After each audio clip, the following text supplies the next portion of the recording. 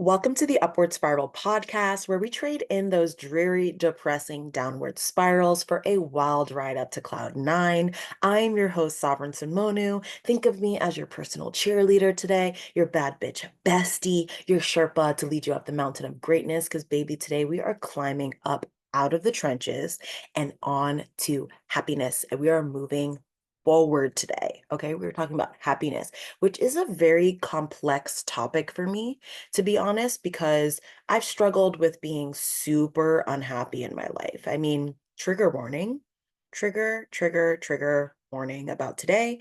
I am going to be talking about my suicidal thoughts and feelings that I've had in the past. I want to talk about this because it's important for one, for you to know like where I've come from and where I am today, but also to talk about these things because I feel like people don't talk about the struggle enough and what it feels like to be down in the depths to the point where death feels like a really good option. Like when I was super depressed, death felt so peaceful. And I want to talk about that because I think sometimes if you've never experienced being suicidal or deeply dissatisfied and unhappy with your life to that point, it might be confusing to you, or you might not really understand the depth of the feeling. You might not really understand it. So like people say all the time like, "Oh my God, kill me," right? But you don't really mean it. Now, when you're really depressed, it feels like the only logical answer to getting out of your situation because things feel so hopeless. The only logical thing is death. And I use the word logical because I think people think, oh, you're just so emotional, like they just did this thing and off themselves or whatever. And I want to just create a little bit of sympathy for people who are going through what I've gone through in the past, which is like suicidal ideation, deep seated unhappiness in their life.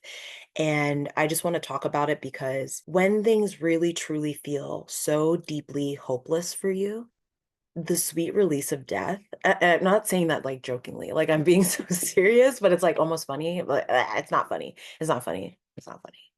But we can point, I can kind of like cackle a little bit about this because I feel like I'm on the other side, and I hope that if you are feeling this down, one, contact a crisis center. Two, I know that you can get through it because I've gotten through it, and it's really hard, and I'm here for you. But yeah, when you're feeling super down, I hope one day that you move beyond those feelings and you're able to like look back and laugh a little bit. But if you're there right now, I want you to know that I've been there before and that it is possible to move past those feelings and that they are not permanent and they are not forever. You just think that they are. I remember the most unhappiest time in my life. I just didn't want to be here anymore. Like I would wake up and I'd be like, I can't do this again. Like I want to go. I genuinely wanted to unalive myself. And this is how bad it was for me. I don't even really share this with people in my personal life, so it's kind of crazy that I'm sharing it on a podcast, but I got to a point where I was like, I don't want to do pills or anything that I could come back from because I already felt like I was in such a bad place that I just could not manage a um I just could not manage to wake up from a failed attempt. I just was like that. I talked about it before, being at rock bottom and finding out rock bottom has a basement. And I was like, that's a basement of rock bottom that I don't know if I can come back from. Like, and I also didn't want to like wake up and, be disabled because I had taken pills or I had done something that like caused me now permanent damage and emotional damage that I had to go through. I was like, I didn't want to live with the shame of that. And I didn't want to live with the repercussions of if it didn't work. And so I thought I want to do this the right way. And I actually remembered that there was this place in like Sweden or something like that where you could get assisted suicide and it's like guaranteed to kill you, right? So I was like, okay, like I know that you know, if I want to go, then that's the way I got to go. And so I reached out to them and I had them ask them if they would assist with my suicide. And they reached out and they were like, no, we can't assist with your suicide because you have depression. And I know things are bad, but this is more for people with terminal illnesses, like physical ailments. And that left me with the decision that, like, one, I wasn't going to do this to myself. But two, I think the things that stopped me that day were two things that death is a final choice. And I recognize that that was a final decision. So if I decided to do that, right? Because we're all going to die one day, right? Which is why I wasn't afraid of it because I know we all do it and it was going to happen one day. So either I could do it now and like rush with urgency, which there's no urgency to this. So luckily there were a few things that stopped me. The first one was that I recognized that this was a final decision and that, we're all going to die one day. And so I was comfortable with the thought of dying, but I also realized that if I died today, right? Because oftentimes when you're having suicidal thoughts, and I know this is like going down a deep dark hole of the podcast for how to be happy, but trust me, I will get to it. But I knew that there was no more that I could contribute to my life and death is inevitable, right? So it's going to happen regardless, right? Of if I choose to do it right now or if I wait until I do it with old age, right? So that's always going to be inevitable. But what's not going to be inevitable is what's in between my birth and my death. I could change my circumstances or I could try to change my circumstances. So I figured, death is always on the table. It's always on the table for me to make this very, very finalizing decision so I don't have to do it right now. There's no urgency to it. If I really gave my all for a year is what I agreed to myself. If I really gave my all for a year, and if I really couldn't hack it, then I would reconsider this final option again. But before then, if you're gonna like off yourself, you might as well, like, drop everything, and, like, you might as well do, like, a metaphysical death, right? Like, you might as well drop everything, all of the beliefs that you think, all of the friends that you have, all of the circumstances that you have, move to another freaking country, and just die in that way. Like, there's many ways to die, right? It doesn't have to be this one, right? And it's really interesting because I realized, like, I could take that death I could take the death of, like, everything that I know to be true right now and completely transform and change, or I could try. And if that doesn't work, if I really, really couldn't do it and hack it, then maybe I would reconsider that. That's just what helped me. I'm not saying that that is something I know it's very dangerous to talk about these kinds of things because I don't want anyone to think like, okay, I'll just try it for a year and then if not, I'll off myself. Like I say this to tell you how bad my circumstances were, but also to tell you that suicide is not the answer. And I don't want to shame anyone who's gone through it or anything like that, but there are so many millions and millions of different possible solutions to your problem that you don't need to take that final step. There's no coming back from it. And I know sometimes that might feel really peaceful, but what I'm saying is like it's a final decision that you cannot come back from. So before you take that final decision, if you so choose to, I really don't recommend it.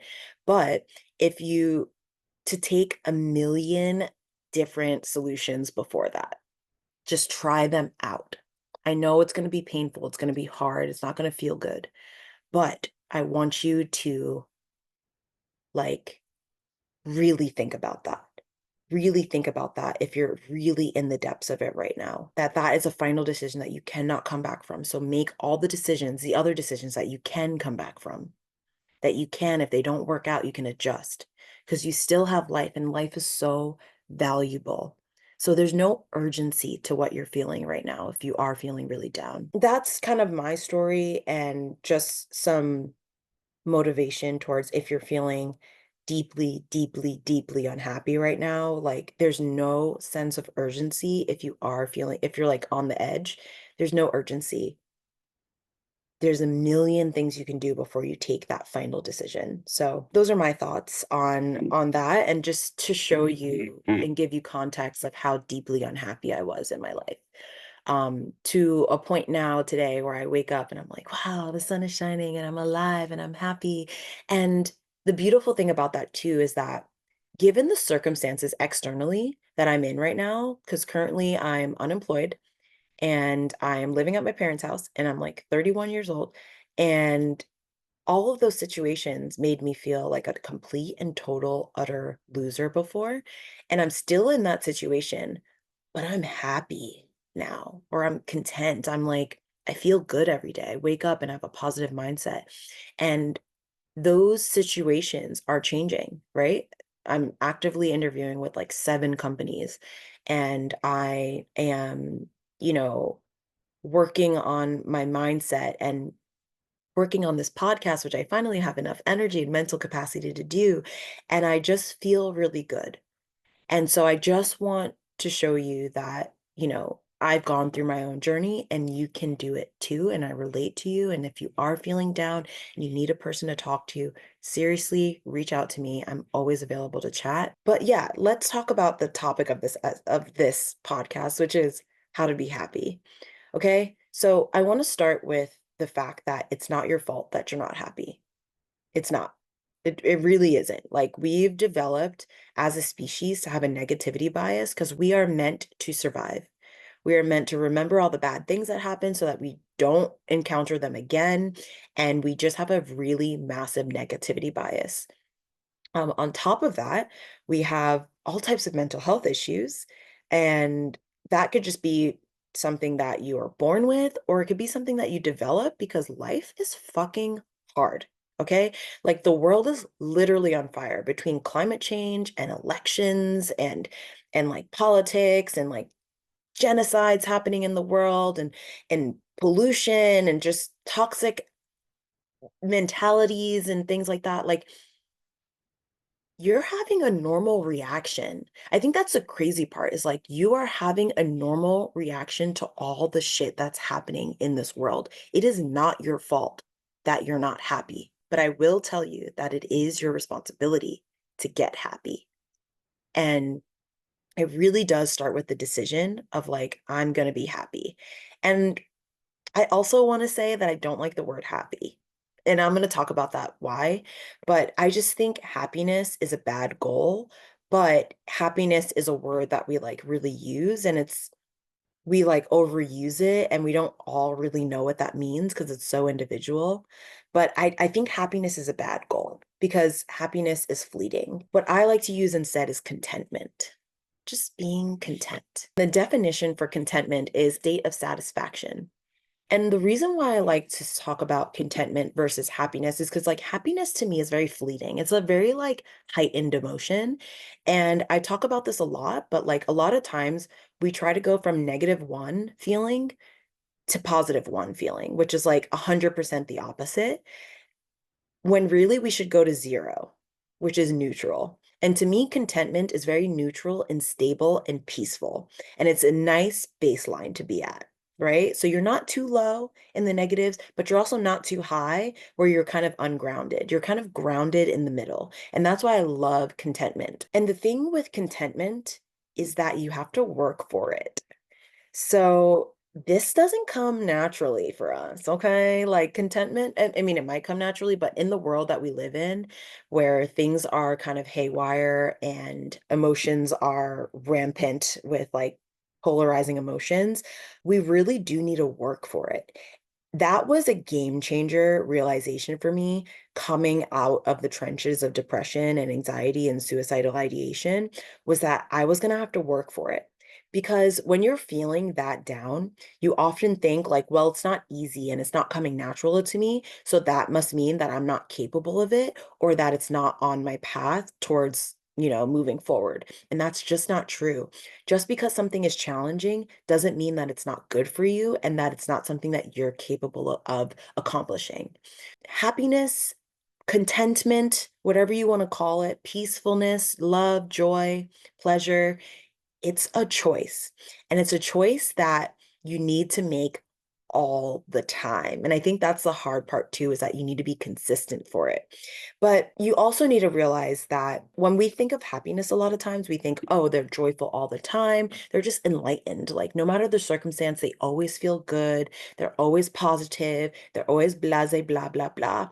And what I want you to believe today is that absolute happiness doesn't exist. Like you have to leave room for life. Like life has so many emotions attached to it.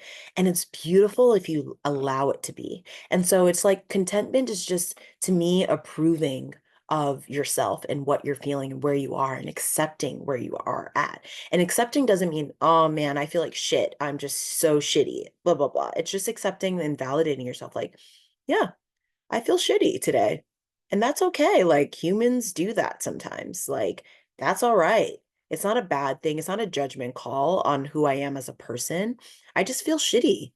And I approve of that because it's okay. It's an emotion, right? But it doesn't mean like, oh, I feel shitty, so I am shitty, and I just accept that I'm a shitty person and I'll never feel good again. I just accept my circumstances. That's not what I mean when I say acceptance. I mean approve of yourself, validate yourself, accept that you are where you are at and that there's nothing wrong with it.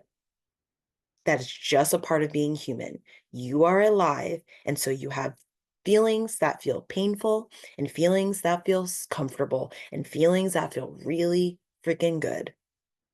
And that's just the spectrum of emotions that you're experiencing. And if you want to work on, because it is a skill, feeling happy, feeling content, feeling good is a skill, you have to work on it. You have to actively practice feeling better. This is an inside job. I'm telling you right now, the circumstances that I am in right now are very similar to the circumstances I was in when I was at the unhappiest of my life, but the difference is that internally my perception has changed and I've built the habit of looking around my life and saying, yeah, some things are bad, but it's not all bad and it's not all good. I also realize that happiness is not permanent. It's not a permanent state of being. And if you are trying to permanently be happy through all circumstances, that is not accepting of yourself and the full breadth of emotions that you can feel. Like, I feel like people sell you happiness like on social media and stuff like that. And it's like you're sold a dream. And so you're like, if I get to this place in my life, like right now I'm unemployed. Once I get a job, I'll be happy. Once I lose the weight, I'll be happy. Once I get the boyfriend, I'll be happy. We're always moving the goalpost. And I'm telling you, like, this is an inside job. Because I'm telling you right now, when you hit that goal, when you get that partner, and then you realize that all your toxic traits come out, or you lose the weight and you realize, like, I'm not even freaking happy. I think scientifically, I've read like studies, so I'll try to put the source down, but it's shown that like once you hit a goal, your happiness peaks for a small moment, but then goes back to your baseline. So what I'm trying to say is let's move that baseline from -1 to 0, just a nice content baseline so that you can feel happy you hit your goal. But then when it comes back down, which it eventually will, because once you hit that goal, you will want more. You will feel dissatisfied again. This is not a negative thing. This is just a feature of being a human. Dissatisfaction makes you move and take action towards what you want. I'm sure right now, wherever you are in life, you once dreamed of having what you have right now. Yet, here you are feeling unhappy again. So I'm telling you, it's not the circumstance. Like, you don't want to depend on the circumstance. Of course, it helps to make more money, to do all these things, to live out your passions. It really does help to make you a more fulfilled person. But that baseline level of contentment is what we need to work on to get you just to a 0, right?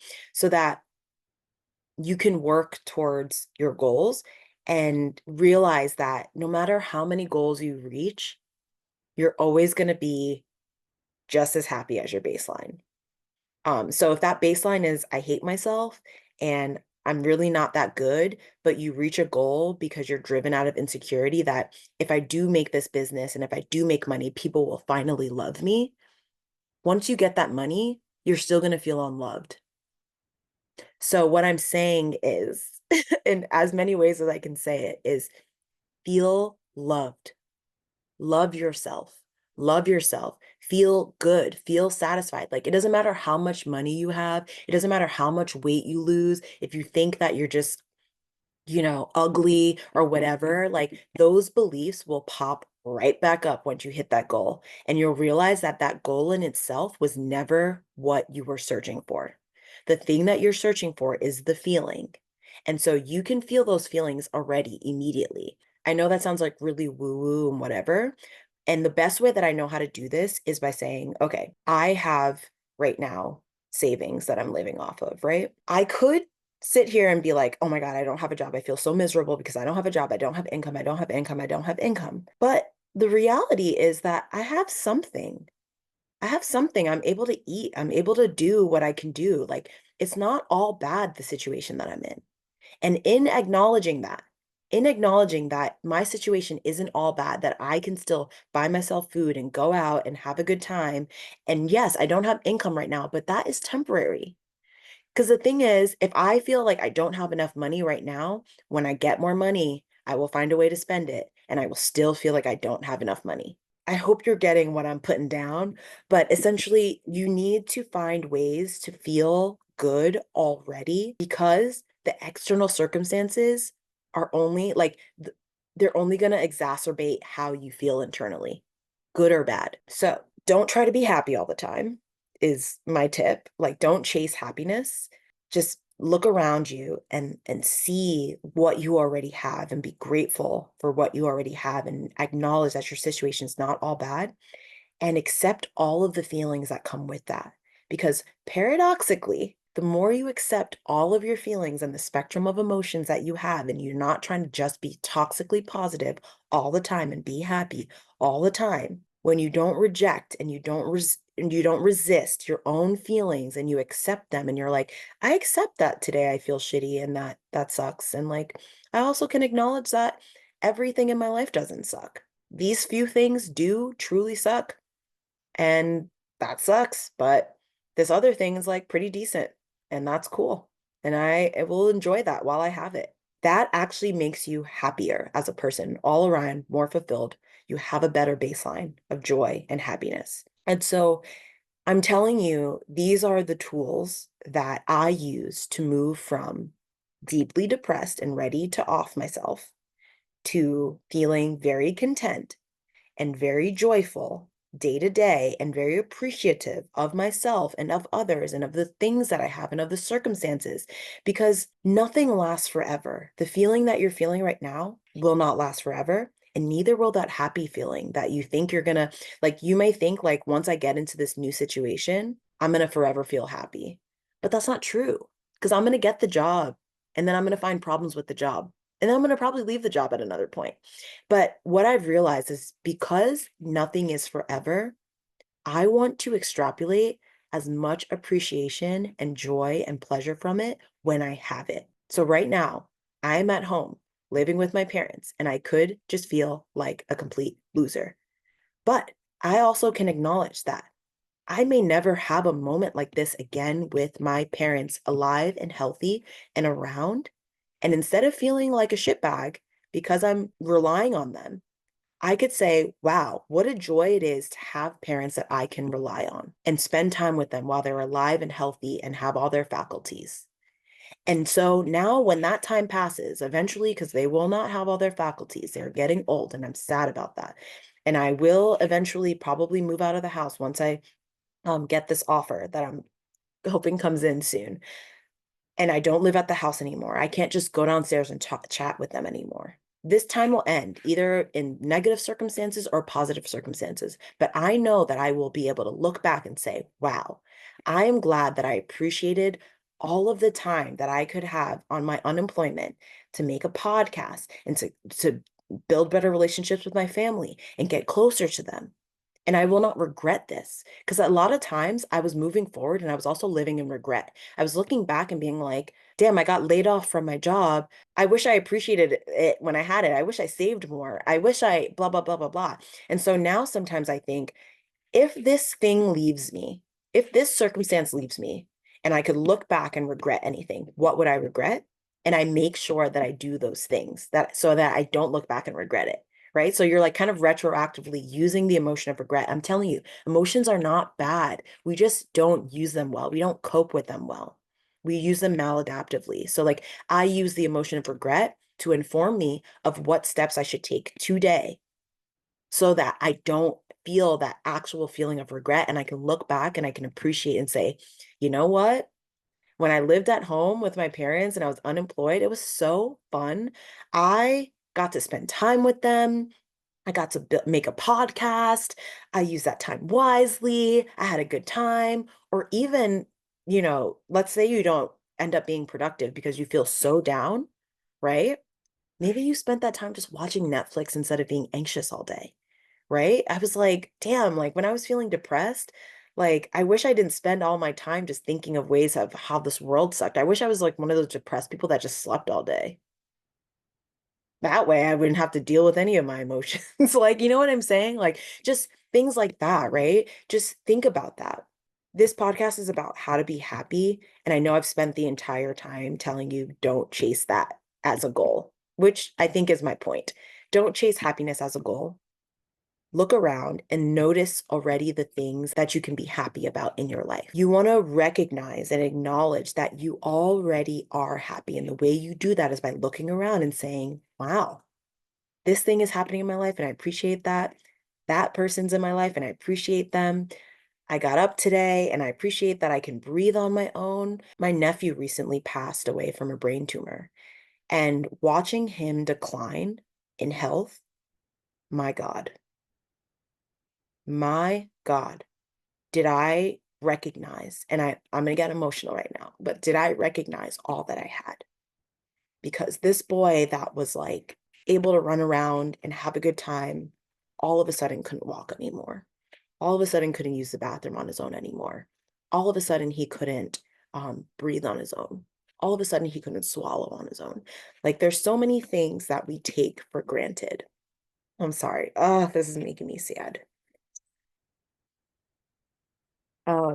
There's so many things that we take for granted that people just, if you have your health today and that's all you have, maybe you don't have mental health, but you have physical health. Like they say the richest man like wants everything, but the a man who's sick just wants one thing, and that's their health. Right? So if you can get up and you can see today, or you can walk today, you can breathe on your own, you can drink clean water. Like these are things that if you didn't have them, my God, would your life be hard?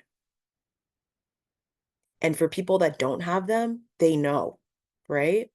And like, this is just, you can infinitely look at things that you might have. There's so many people who have different circumstances, challenging circumstances that I don't know personally if I could live through that. But they are living and they're able to find what's positive in their life and they're able to make it through. And you are one of those people. You are one of those people. It's not going to be easy. It's going to be hard sometimes, but you can do it. You can move forward. And I think that's where I'm going to close today because now I'm sad and emotional and I miss my nephew. But yeah, if you are looking for a space or a community of people who are on this journey of cultivating meaningful relationships in their life and creating sustained contentment and joy, like join the group chat. We are just having a really good time in there and we are holding space for each other for these vulnerable moments. And we are appreciating each step that we take and celebrating just being present, practicing it, because this is a skill. Joy and happiness and contentment and upward spiraling and feeling good is a skill. And if that's a skill that you want to learn and you want to be in a community of people who constantly are working towards that, and it's just a good environment to be around, then join the chat. We have a really great community that we're building, and I'm so excited to see you there and for you to join and be a part of this really special community that we're building. And I'll just leave you with that. Okay. So today is a great day to take the first step So keep climbing because every step upward counts, and I will see you at the top. Until next time, my loves. Mwah.